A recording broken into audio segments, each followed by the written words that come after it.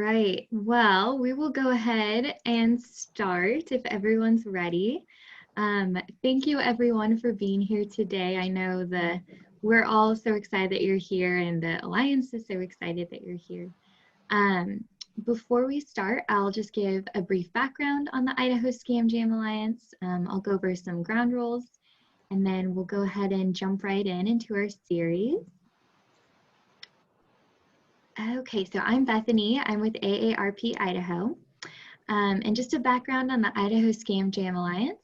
The Idaho Scam Jam Alliance is a broad-based coalition of nonprofit organizations and state agencies.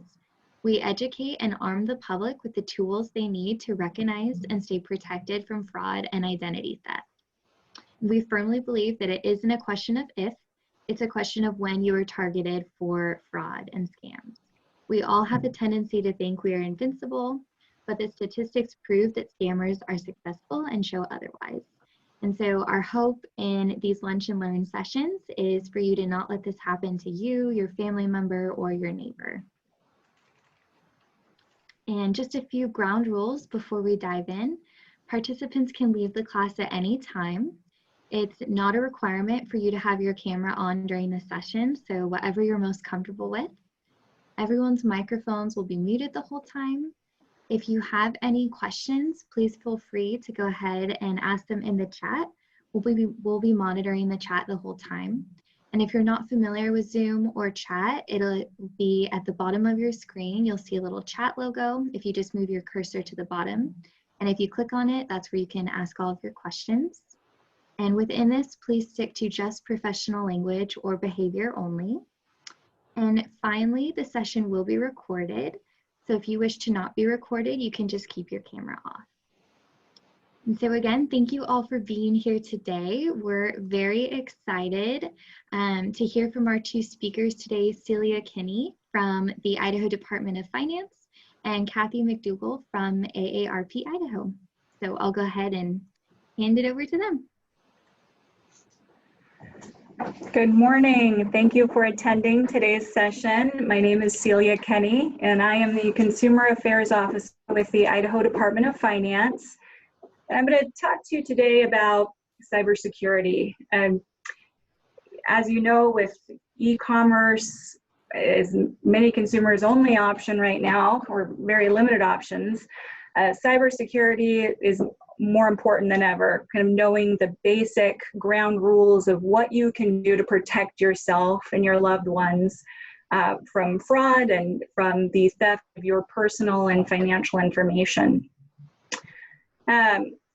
Interestingly, statistics show from the time that the pandemic has begun, the first month, March of this year, 23% increase was reported in e-commerce scams. So that's just in the first month. And then overall, 22%, so almost a quarter of all Americans have at one time reported being targeted by digital fraud. So we're talking, large numbers. Someone that likely has been a target or has had their information exposed. So we're going to go ahead and move here to the three things I'll be discussing today, which is really a cyber hygiene type of preparedness scheme. There is such a thing as cyber hygiene, and really it boils down to something as simple as, what you can do to keep your devices secure, your phones, your personal computers, what you can do to keep your personal information secure, so your online accounts, your banking online accounts, your personal photos, anything that would be stored online, any sensitive information. And then how to spot online scams and fraud, which is the most important piece of this. You want to remain skeptical, hyper skeptical, even for online scams or fraud, anything that comes to you that you weren't expecting and maybe looks a little off. So first, we'll go ahead and discuss how to keep your devices secure. So keeping the devices secure all boils down to, the first main point, which is you've got to back up your information, because if you've done everything you can to keep your device secure and a hacker is still able to get in, you could lose all of your, very important and just emotional information, your pictures, your social security number, your banking login information. So there is kind of this 3-2-1 backup rule, which is that you want to have at least 2 copies of different storage files set up so that you've got your primary source of information and then 2 backups. And a couple of ways that you can back up your information, even just a USB stick. So you can transfer files from your PC or your laptop onto a USB stick. You can certainly use an external hard drive. They're relatively inexpensive now and store large amounts of data. And certainly the cloud, that is an option. And printing your data. You certainly can keep some of that information printed, although we would not recommend ever printing or keeping a written record of your passwords or login information. If you must do that, you would want to make sure that that's secured and locked away where no one else can access that. So more detail as to what you may need to do to keep your devices secure. Well, the first thing is you'll want to secure your router. Now, this is something I wasn't really even aware of, embarrassingly, until really this year. When we kind of needed a stronger router, I had ordered an additional router from my service provider. And what you'll notice if you have a router that's been given to you by Sparklight, CenturyLink, it has a network name and a network password, and you want to personalize that. So you do not want to keep the default name on the router as what the service provider has. Now, you want to change it, but you don't want to personalize it so much that someone can see your name or address or personally identifiable information. So, you can certainly have, a pet's name and your birth year, something to personalize it, but not so much so that someone knows that that's associated with your address per se. Use security software. So obviously this is baseline kind of essential. You want to use a basic security level, Norton antivirus, some kind of software that you're constantly either updating yourself or even better, just allowing that automatic update that most of that security software does on its own. You may get a little box pop up saying that it's time to update your software. This could be on your phone, your laptop, your iPad, whatever the case may be. You always want to perform those updates as timely as possible, because that will have the fix in it that may have been identified as a vulnerability previously. Be wise about Wi-Fi. So, although it's tempting, to go to a Starbucks or, your local grocery store and connect to the internet, I suppose not as much now, but overall, you want to try to avoid that really whenever possible.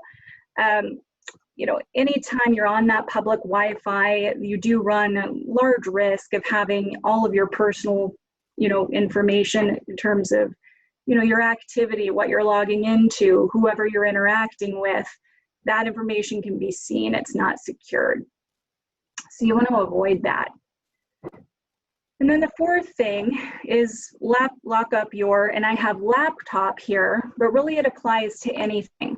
So if you're on your PC, if you are on your phone and you log in to your mobile banking account to look at your balance, don't let it time out. Make sure that you are logging out of anything that you've logged into actively, so that you are not running the risk of, a fraudster picking up that signal and infiltrating your information while you're actively logged in.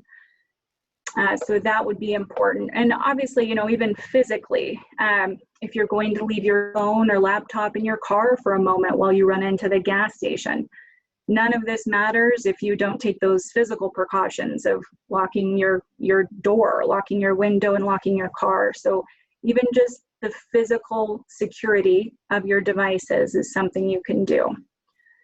And this is another component.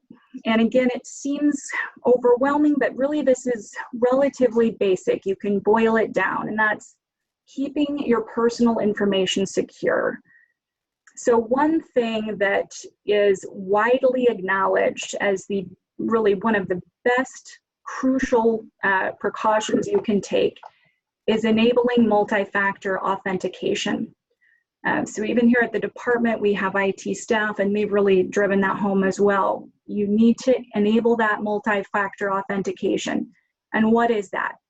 Multi-factor authentication essentially is what you are. And so you may go to log into your personal banking account on your mobile device, and it may want to scan your eye or your thumb.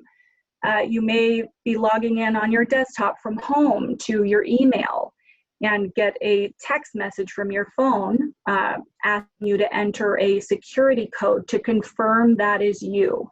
So any application, whether it's your online bank account, your email account, anything more complex than that, if it allows or has the capability to let you indicate that you'd like multi-factor authentication, do enable that. That's an entirely separate secondary level of protection that is enormously beneficial.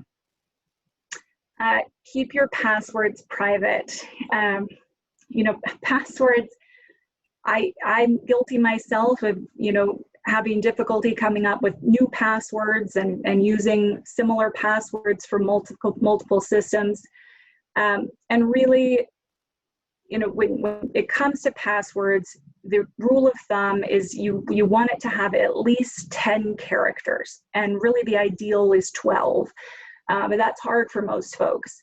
And one suggestion would be to use a phrase that brings joy to you. So instead of maybe your cat's name and your birthday, you could put just a phrase that brings joy, like a 10 or 12 character phrase with a number or a special character in the middle of that, sandwich in between. Of course, don't use the same passwords for all of your accounts. You really ideally would have different passwords for each account. And the rule of thumb here is the more sensitive the information, the more complex your password should be. So just keep that in mind. And the next thing is encrypt your data. So encrypt your data, it sounds complicated, but it's really not.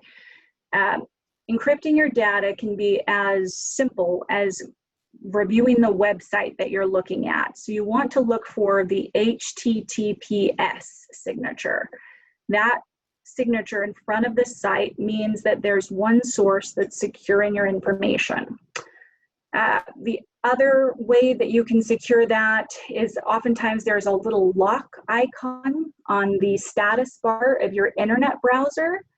And that also means that your information is kept safe and secure once it's transmitted. When you're logging on or paying for a transaction, watch for that little lock icon. And then, of course, beware not to overshare. So although it's tempting and to foster communication now online, where in this age, that's some of our only avenue to connect with friends and family. Keep in mind that not just those that you are hoping will see your information will, that in fact that coffee shop that you like, or that FedEx package that you have, a hacker or fraudster can infiltrate kind of your personal likes and dislikes, trends and things that you're interested in. It's called social engineering, to get to know you and then to customize these attacks against you based on what they know that you're interested in, what you're more likely to respond to.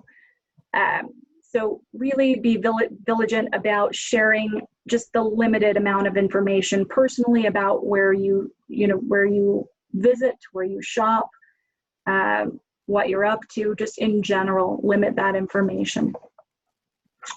And then as I touched on initially, probably the most important piece, and this has been covered in the previous Lunch and Learn series, is, you want to be aware of these scammers and what they are capable of, the avenues that they use to pursue you. And there's phishing, smishing, and vishing. There's even spear phishing now. So there's all kinds of avenues that they will pursue in an effort to get you to respond and to provide information about yourself or to provide access to a system. If you may have malware, installed on your computer as a result of, a message indicating you have a virus. So you want to be very cautious. Phishing would be an email. And so really with emails, when in doubt, throw it out. If it is not something you recognize, I encourage you to delete it or go to a trusted source for that information and use that source to contact the entity to determine if email is valid or not. Some red flags to know if you've received by email might be a phishing attempt would be spelling or grammatical errors, typos in the sender's name or the address, the email address that it's coming in from, an unusual URL, or a request not to call the sender or return the email back from the address that it came from, that it originated from. So you just don't want to click on anything you don't recognize, anything that looks suspicious, and again, go to a trusted source of information to validate if that request was really that entity or not. Vishing is a phone call or a phone message requesting personal confidential information from you, and it may start out something as simple as your name and address. But what you want to look for there is an unfamiliar or unknown caller ID. So a contact that's coming in and you don't recognize it. Or a caller that claims to be from a company that's associated with an employee saying that there's an issue with your account. There's a problem with your account. You need to log on to a website and make a payment. Or even a government official or government entity saying that you are running a risk of being arrested or having, a major, event. You want to certainly know what the valid contact information is for that entity and then contact them directly yourself. Don't provide any of your contact information or even verify your information. Once you engage typically with these callers, you are added to their kind of list of vulnerable population. So they will then share that list or even sell that list with other bad actors in an attempt to engage you, to steal your personal or financial information. And then the last item here is the vishing. So I'm sorry, the smishing. So the smishing you may have noticed is more prevalent, and that's these text messages that are coming from unknown individuals or sources. I know myself, I've seen a substantial uptick in these. Again, these are oftentimes sent from an unfamiliar number. They may even have grammatical errors in their messages to you. And these text messages on your personal devices may even link to a promising shopping deal or too good to be true sweepstakes. It really could be anything. So you want to be aware of text messages from those unknown senders, and just know that no legitimate organization will request you to reply with your personal information, especially via text message.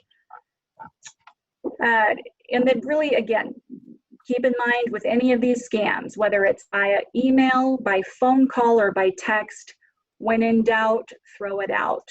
Don't engage with anyone you don't recognize. And so just to summarize here, really you in charge of your cybersecurity presence.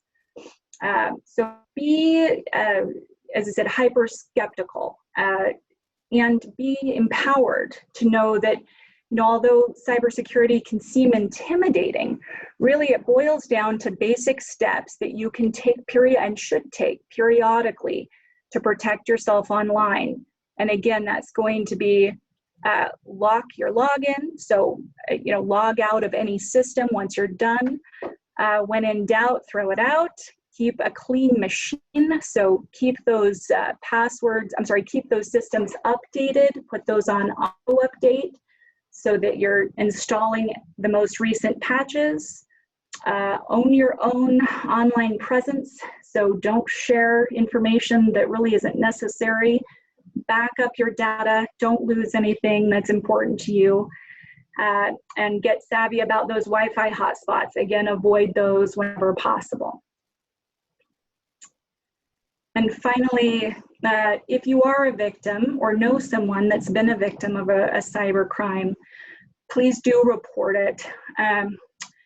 These organizations utilize that reported information not just to pursue these bad actors, but also to identify trends, which would ultimately help government organizations and to really combat fraud. So please do report any cybercrime attacks. And you want to go ahead and reach out to the FBI Internet Crime Complaint Center, known as IC3. And their website is www, it's there, ic3.gov. That's going to be your first line of defense.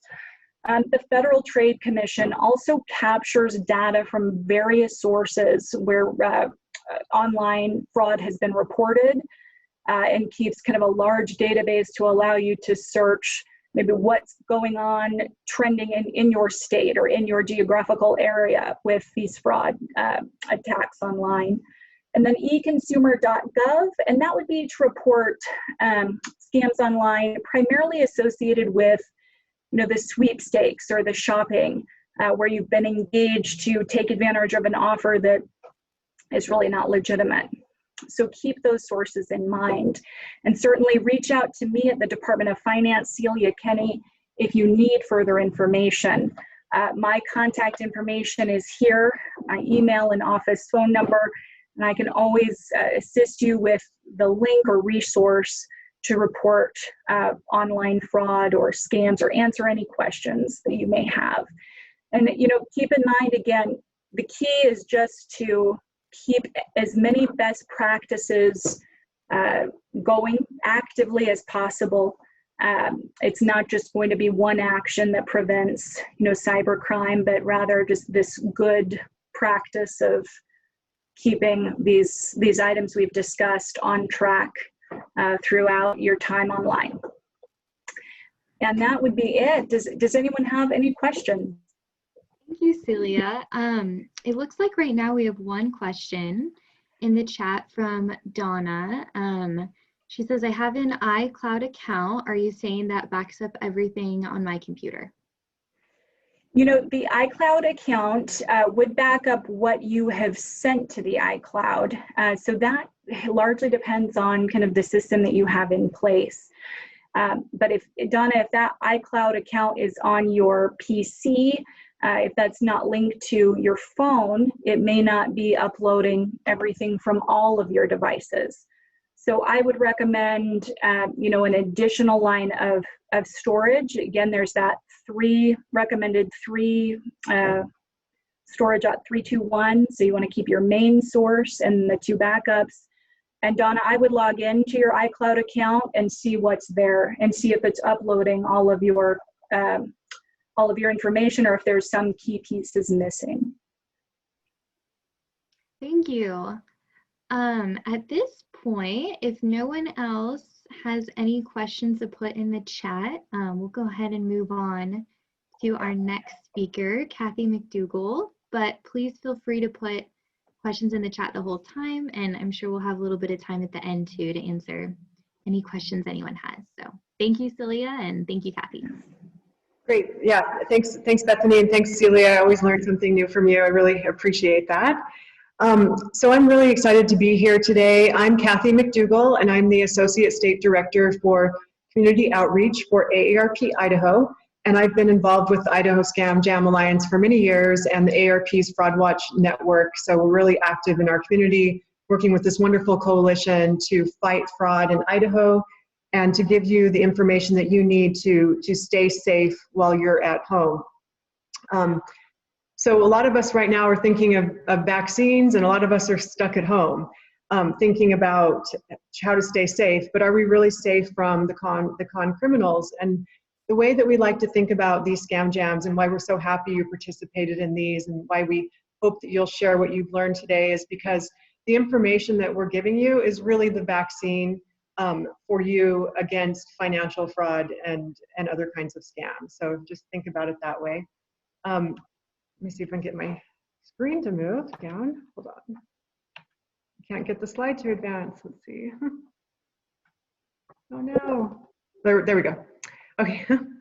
So it's really important that we're here today because con criminals know that as we get older, we start having some cognitive and emotional changes that make us more susceptible to fraud. The con criminals know that over 5 million Americans have Alzheimer's disease or some other kind of dementia, and every 67 seconds, somebody new is diagnosed with it. They know that victims with, if they become a victim and they have cognitive impairment, that they're unlikely to report the crime. They know that they'll make poor witnesses. They know that they might have to testify and they'll be unable to do that. They know they might have forgotten even what happened, and they may not even believe that it happened to them. And so con criminals prey on this because they know they're easy targets. So in the chat, and we don't need to call these out, but I want other people to see them. What do you think are some reasons people fall for a scam? Because if everyone can just kind of look like, what do we think? What are those reasons why people fall for scams? So if I had more time, we'd have more of a pause, but you know, I don't know if anyone's gonna write, it's because your brain is changing. And con criminals know that your brain is changing. They use this information to target our seniors. This physical change or normal atrophy begins around the age 60 for all of us. And the way it changes is unique to all of us. And these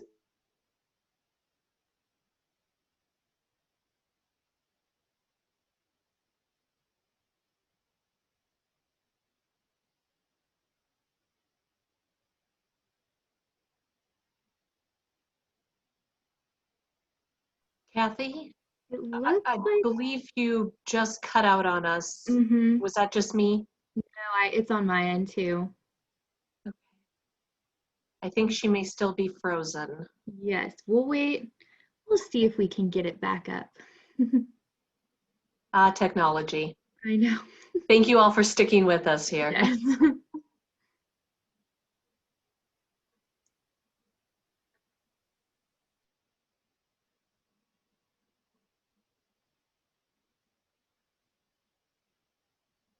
I think she may have lost her connection entirely. So I think right now we can go ahead and wait, and we understand for anyone who needs to leave at the moment or doesn't want to wait. Oh, and there she is. She's back. And I think you're on mute too. Yeah, sorry. Let me share my screen again. I literally just upgraded my internet this week, and I don't know why I just got kicked off. I'm sorry, everybody.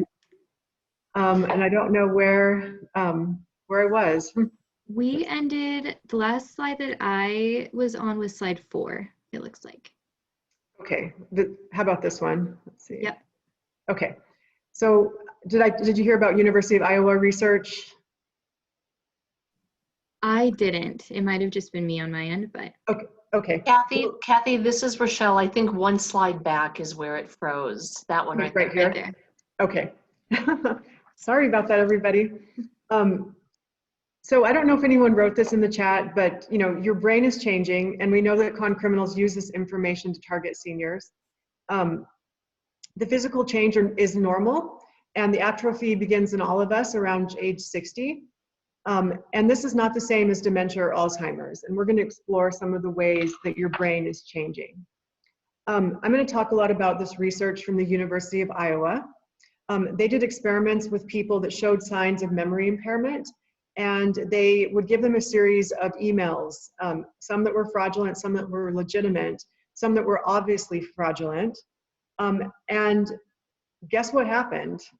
Those with memory impairment were much more likely to click on the suspicious emails and do all the things that Celia has taught us not to do. But those were the people that showed the signs of memory impairment, whereas those that didn't show those signs weren't as likely to click on those. Also, they did another study where they showed blatant false advertising, like buy this pill and it will give you 100 more years of healthy life, just buy the pill. And they would show the ad and then they would have a disclaimer that this information is misleading. This pill doesn't really extend your life by 100 years. So what happened? Well, those who showed memory impairment were much more likely to purchase the item online. Even after there was that disclaimer that this is fake advertising, they still wanted to purchase those items. And the con criminals know this, and they're going to prey on this, and they're going to modify their techniques to make seniors more likely to fall on this. So to quote the researcher, Dr. Denberg, it says, our research suggests that elders who fall prey to fraudulent advertising are not simply gullible, depressed, lonely, or less intelligent. Rather, it's truly more of a medical or neurological problem. Our work sheds new light on this problem and perhaps may lead to a new way to identify people who are at risk of being deceived. So we're going to go more about their research. So in the chat, I have two pictures of two characters, and if anyone knows who they are, have fun in the chat with who we think they are, and then I'll tell you later on. But we're going to continue to talk about some of the research that they did on cognitive changes. And so the researchers, they looked at this part of the brain called the anterior insula. And this is the area of the brain that's used for assessing risk. It's the area of the brain that we kind of what you want to call your gut. It's the gut feeling that, oh no, something is not right here. Maybe I should be paying attention. And so they studied younger people, and then they studied older people. And they started showing them like faces of people, including those that in the researchers' minds were deemed untrustworthy, and maybe it was obviously so. I don't know if they showed these pictures, but these people are completely untrustworthy. And I'm sorry, I can't see the chat, but the fellow on the left is Charles Ponzi, famous for the Ponzi schemes. And the fellow on the right is Bernie Madoff, the man who stole billions of dollars. So what this research showed, though, and I'm going to show you what happened with the brains, is the red part is the anterior insula. And in young people, when they were shown suspicious characters, the gut feeling was activated. Whereas on the right, those are the older adults. And it showed almost no activation of those areas when looking at these pictures. And so the researchers said that, you know, the response is much more muted among older adults. So that warning sign that we all need to stay safe isn't as activated as we get older. So if we know somebody that is caught in one of these scams,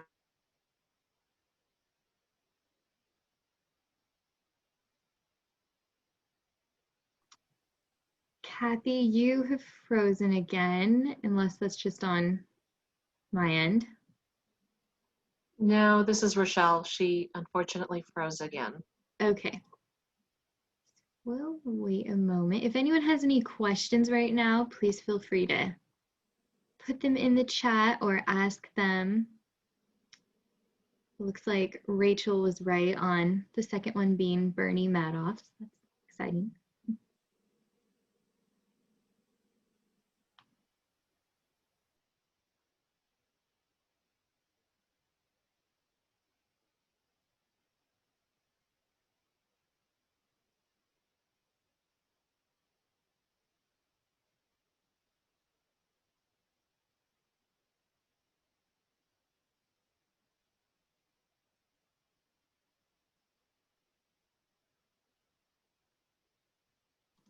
Okay.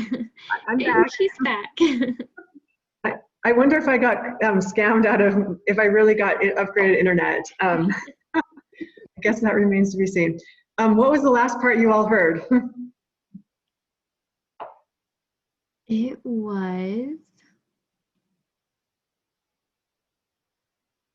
was that slide, I believe, the one that your mouse is on. Slide number 7. This one, did you, the untrustworthy people? Mm-hmm. Okay. I'm really sorry about this. So did you hear that, like, the parts of the younger people, it's eliminated? Yes. And then, okay. All right, so we'll just go on to some of the warning signs. So in most cases, most people don't get the brain scans to see if we're really are experiencing changes. But what we can observe are some external things, such as financial capacity. So financial capacity is this, like that you can see on the slide. Financial capacity is the capacity to manage money and financial assets in ways that meet a person's needs and which are consistent with his or her values and self-interest. So what the con criminal is going to do is try to convince you that they are working in your own financial self-interest. They try to change it around, and some examples would be they'll try to solve problems for you. It's in your financial interest to do this because guess what? Your chimney is about to fall down on your neighbor's house, and I need to secure it right now, and I need $800 check so we can come back tomorrow. So you think it's in your financial interest to prevent the chimney from ruining your neighbor's house, but really they take the check and they're not going to come back. They also will do things like with the foreign lotteries, like, keep paying these foreign taxes because we know you want to set your children up for life. This is in your own interest. It's to set your children up for life, and they'll really play with that. And you have to say, like, are we really taking actions in my loved one's own self-interest? A story about the loss of financial capacity. A lot of times people think people fall for scams because they're just stupid or they're greedy. But that's really not the case. Remember that cognitive changes really are at play here in some cases. Here's the story of a couple from Philadelphia named the Packles. They were in their 80s. Her husband was an attorney, a very successful attorney. They were very financially well off. Well, they start getting a call from their HOA. Well, you're not paying your fees. And she's like, come on, he always pays the fees on time. How could he not be paying the fees? And that led her to start looking at the checkbook, and it started to become illegible. She had no idea what was going on. And after involving a forensic accountant, they realized over $1 million was gone from her husband, who then was later diagnosed as having Alzheimer's disease. And it completely devastated their finances and their life, and he had to suffer from Alzheimer's disease. So, he was experiencing cognitive changes, and it really impacted his judgment. So going over these skills, so start paying attention to your loved ones. Can they still do math? If they were able to do math before they got older, not everyone can do math. Also money management, is it starting to change? Do they have really no concept of how much money they have or how money works? Or confusion about financial concepts, like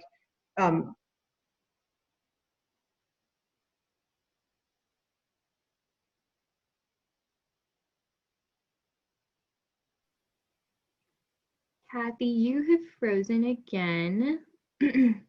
So thank you everyone for bearing with us through technical challenges.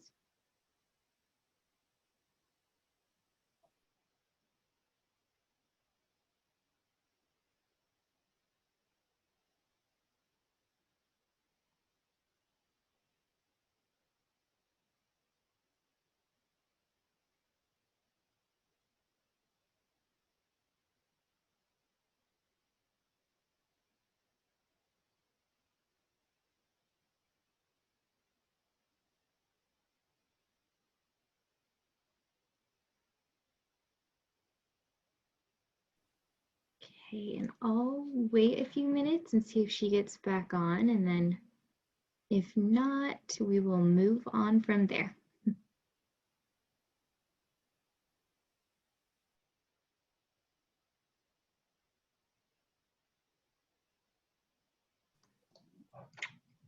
Great. Hello. This is comical. This is just so comical. Sticking with me, everybody. Should we go back to my screen share? Let's see. And of course, I don't know where it cut off. Did people hear? I think I saw Celia talking about math skills, so she nodded to that. So I'm going to go to money management. Let's see. We did hear the story about the man who had Alzheimer's. Okay. Within that, just so you know. Okay. So yeah, I'm going to keep talking about the first signs of financial capacity changes. You know, keep an eye out to your loved ones to see if they're having any problems with this. You know, if they were able to manage their money, see if they still are able to manage it, or if they have an idea of how much money they have. They might start showing confusion about financial concepts. That's where I said, people being convinced they should pay $500 in taxes, not to the US Treasury, but to the con criminal in order to get a lottery prize. Also just poor financial judgment, like making these investments. So how does someone lose $650,000? Well, the true story of a guy that sat next to a fellow from Australia on a flight, and the fellow was telling him about his tire recycling business that he was starting and the returns that he could get. And so the man starts investing in it. He didn't look into it, exhibited very poor financial judgment. When he finally started panicking, there was $650,000 in and hadn't been seeing any return. He found out he could no longer contact the guy. So what are the signs that someone's caught in a scam? Look for all of these things. You might notice all of them, or you might notice some of them. If you start seeing all this junk mail arriving, if you can monitor your loved one's financial accounts, are there regular or large withdrawals from the bank account? Usually there's testing periods where they're going to take small withdrawals and then it keeps getting larger and larger. If someone starts talking about that they're in love with a person that they've never met and they're willing to help them out financially, they might be caught in a romance scam. We all get fraud calls. I probably have gotten some while I'm on this. But if they are frequent and the person is looking forward to the call. Also mood swings. People might think that they keep giving money so they can get out of the situation they're in. And so they feel happy one day and then realize they still are involved in this scam, and they might start feeling depressed again as they realize they are not able to get out of this. They might start withdrawing from social relationships, because believe me, if a loved one's caught in a scam, they are being groomed to not trust your intervention. They're being taught not to trust you. Also look for if your loved one all of a sudden has new and really fast, intense best friendships, either from a stranger or a distant relative. Oftentimes they convince the person quickly that they are entitled to this person's money. So you have to say, is this person really a friend in my parent's life, or is this person a foe? If you can monitor checks and see signatures that you don't recognize. And then the number 10 is just not listening to rational advice, which may have been the case before they were involved in a scam, but sometimes be aware that no matter how much convincing you do, you won't be able to change the person's mind. So who's most at risk? These are the risk factors. It's definitely the older adults, it's women, those living alone, if you're isolated from the community, and limited social or family relationships. We're going to focus on the last one right now, because family members are actually the most common financial abusers. Over 55% of financial crimes are committed by family members. So a lot of times we say, well, we need our family to be looking out for us, but really, does everybody have great, functional, healthy family relationships? And recognizing that makes us more likely to try to watch out for those that we are concerned about. Those who are most at risk are someone that doesn't have someone they can trust watching out for them. You also need to ask yourself, well, who's watching out for me? Have you identified that person that is going to watch out for you, that's going to be monitoring things as you know you might be at risk for cognitive changes? Who is watching out for you? And a lot of times these con criminals will work their way into your life and say, well, and convince the person to give them financial power of attorney, so trying to work in their own self-interests, thinking that the person's going to be taking care of them, but in reality, they're using the financial power of attorney to scam this person. They use that authority to set up online accounts, and they just drain those accounts, and then they disappear from the person's life. So if there's one theme of what I'm talking about today, it's that people who fall for scams are not greedy, they're not stupid, they tend to be lonely. And loneliness really does have an impact on our brain.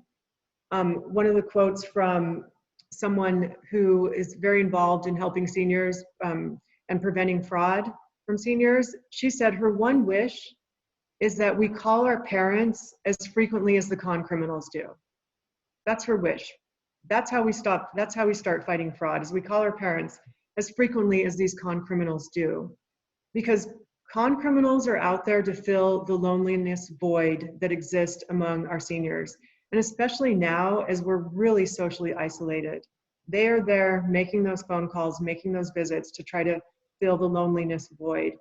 And when you ask victims, like, what happened? What was this relationship? What did it mean to you? They will say things like, well, I liked this person being in my life. I felt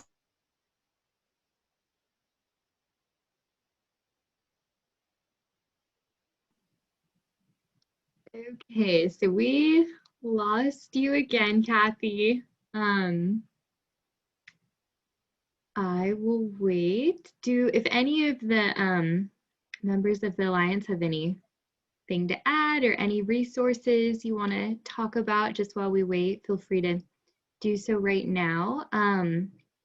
Also, for those of you who aren't aware, we do have a website that you can get a lot of great resources from, and it's ID, so like the initials of Idaho, scamjamalliance.org. So if you want to go on there, we have a lot of great resources, and all of the recordings to all of these events as well are on there. And then we are also on Facebook and Instagram, and those are linked on the website as well. And I will hand it back to Cathy now. You're a great sport, Bethany. Thank you so much for doing this. I'm almost done with this, so let's hope we can get through this now. Okay. I don't know if we heard the slide, impact of loneliness. We heard part of it. You got through the part about talking about calling parents a lot, okay. And then a little bit after that. Okay, great. So I was saying, like, the criminals fill the loneliness void. Did you all hear that? Okay. So, and I also want to just say that, like, the con criminals really do prey on the loneliness. These con criminals become the seniors' best friends. They will say, well, they would always call me and they would always talk to me. They cared about me. The con criminals can be the waitress who become the daughter in the victim's mind. They can become the caregiver, the family caregiver, where the senior starts giving them loans because they do believe they trusted enough that they would be paid back. Well, they're not. It can become, again, the distant relative who becomes the person's transporter and starts bringing them food and taking them shopping and bringing fun back into their life, all while draining their bank accounts. So why are people reluctant to report their involvement in a scam? Well, it goes to these reasons. And it can be summarized. I have a friend whose mother in Florida was literally scammed of everything, absolutely everything. And when her daughter tried to intervene, all the mother kept saying was, "Butt out of my life. I don't want your help. I'm not going to report this." And the underlying reason for her saying that is really all of these reasons that I've listed here. The mother was terrified of losing her independence if it was reported. She already lost her financial security, but she didn't want her daughter to take over everything. feeling ashamed of what happened. How, you know, how could I have been so stupid? Also, a lot of times they just don't know how to stop because there's so many threats and so much fear. My friend installed a camera at her mother's house, and almost every day they would be coming to the door because they got everything. They didn't get the title to the car, and they're obsessed with getting that. And all these other reasons that you might be able to relate to about why people don't report the scams. Because you probably, if you find out someone's involved in a scam, you want to help them. So how do you do that? Well, the first thing you don't do is you say, how can you be so stupid? How could you have possibly fallen for this scam? They're going to clam up and they're not going to talk to you. You're going to have to work gently and with respect and take the time they need. One strategy is to ask how they would help somebody if they were involved in a scam, and then kind of listen to what they're saying as maybe possible things you could do to help the person. Also, you know, if you can try to take control over their bank accounts if you're a trusted person, monitor the bank activity, the credit reporting. If the person's being harassed, you can change their phone number, divert the household mail to relieve the temptations, and then move the money to an account that has joint control. Also, kind of what Celia was saying is make sure the computer equipment isn't ancient and virus protection is up to date and installed properly, so they're not getting, you know, the solicitations that we talked about that people are more likely to fall for with cognitive changes. So we just want to let you know that AARP has a Fraud Watch network. If you know someone who's been a victim of fraud, you can contact this number. It's completely free. You can sign up for fraud alerts in your community. It happens every 2 weeks. So you can be a lot more aware of what's happening to prepare yourself if you see this coming. So, so with that, before my internet kicks off again, I am done with the presentation. So thank you, everybody. I will stop sharing. And if there's any questions, I will be happy to answer those.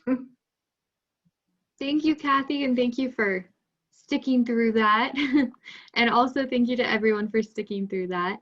Yeah, right now we'll just go ahead and open it up for any questions that anyone has.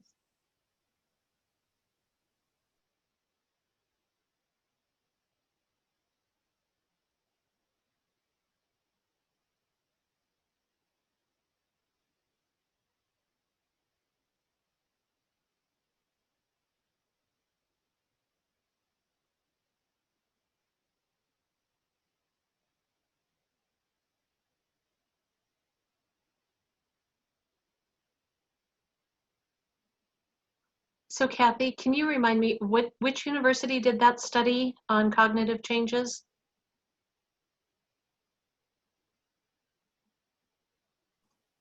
Oh, did we lose her? I think so. I think it was it the University of Iowa? Does that sound right? See, I was thinking it started with an I, but it wasn't Idaho. So yeah, I think it might have been Iowa. I'm not positive though. Okay, Celia's nodding. Yeah, okay.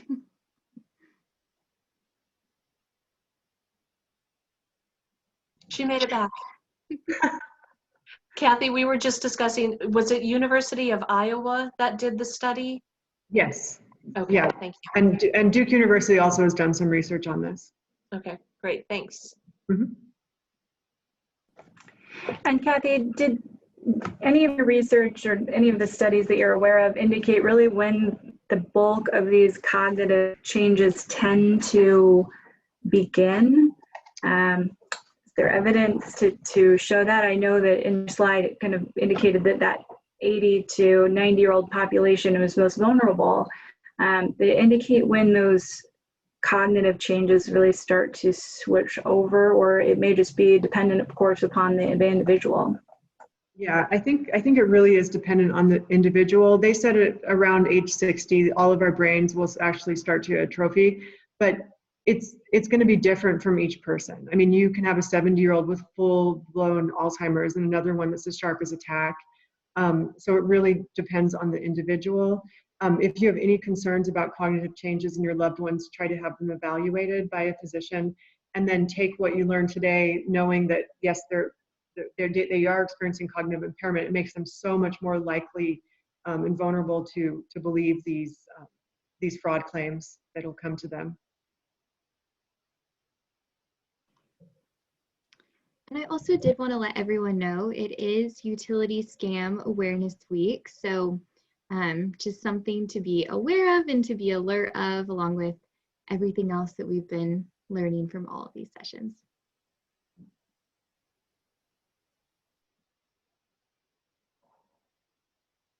And for those of you who need to go ahead and leave the session, thank you so much for joining us for these virtual Lunch and Learn series. I know the Alliance and I are so excited that everyone came and attended, and we'll stay on for about 5 more minutes, but we hope you all have a good rest of your day.